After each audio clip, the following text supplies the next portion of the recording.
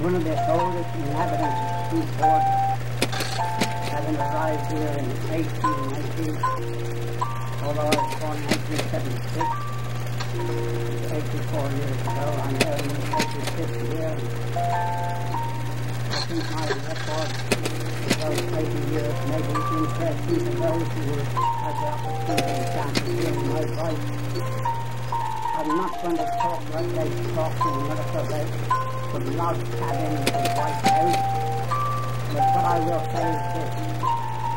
I want to say that my talk will consist of certain reminiscences, feelings of the time when I became a teacher in 1880 up to the present age.